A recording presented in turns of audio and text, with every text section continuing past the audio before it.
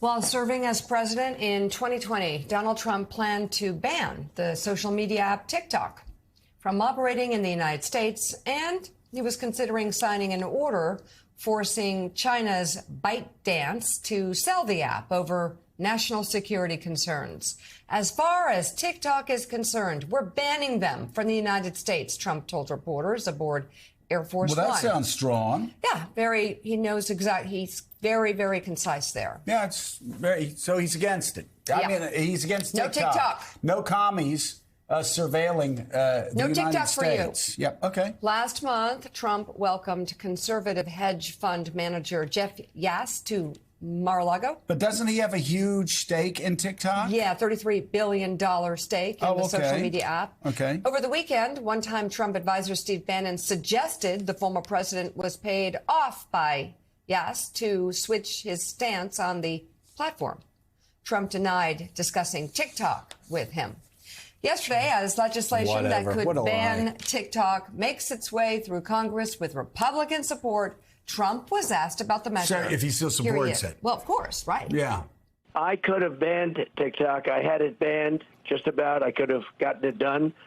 But I said, you know what? But I'll leave it up to you. I didn't push them too hard because, let them do their own research and development. And they decided not to do it. But as you know, I was at the point where I could have gotten it done if I wanted to. I sort of said, you guys decide, you make that decision, because it's a tough decision to make. Frankly, there are a lot of people on TikTok that love it. There are a lot of young kids on TikTok who will go crazy without it. There are a lot of users. There's, a lot of good, and there's a lot of bad with TikTok. But the thing I don't like is that without TikTok, you can make Facebook bigger. And I consider Facebook to be an enemy of the people, along with a lot of the media. Let's bring in right now former Supreme Allied Commander of NATO, retired four-star Admiral James Stavridis. He's Chief International Analyst for NBC News. Contributing writer for The Atlantic, Elliot Ackerman. He served 5 tours of duty in Iraq and Afghanistan, where he received the Silver Star, the Bronze Star for Valor, and the Purple Heart. They are co-authors of a new book titled 2054, a novel, which is the sequel to their bestseller, 2034, a novel of the next world war. We're going to get to that in a moment, but Admiral, first, let's talk about TikTok. Donald Trump, everything you said there was a lie, just in case I could fact check him, but just read the Wall Street Journal editorial page today. They fact check him for me.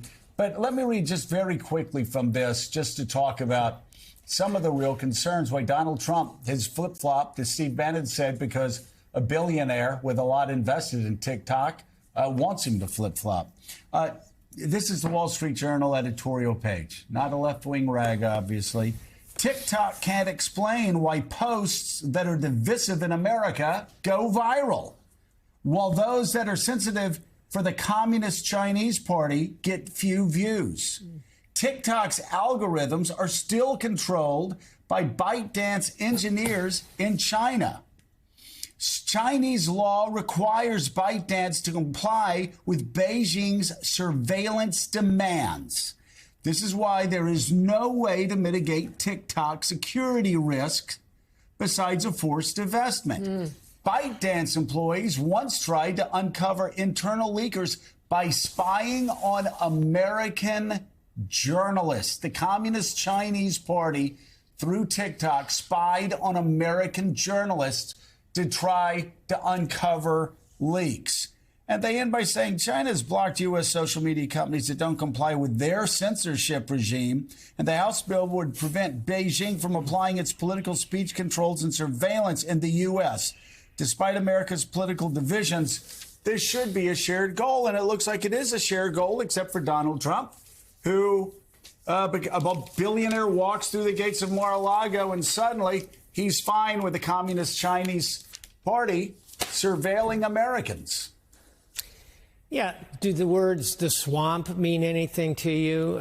Let's face it. TikTok is universally across the political spectrum regarded as a national security threat, not just a concern, a threat. And on this one, I listened to chairman of the bipartisan House Committee on China, outgoing Congressman Mike Gallagher, combat Marine, a terrific thinker about China, and he is deeply worried and concerned about this, and we all ought to be. And final thought to the novel 2054, it's all about how artificial intelligence can insert itself into these social networks. And here is a beaten path to the heart of America, TikTok, to our youth. We need to get control of it. It should not be connected to ByteDance. Yeah.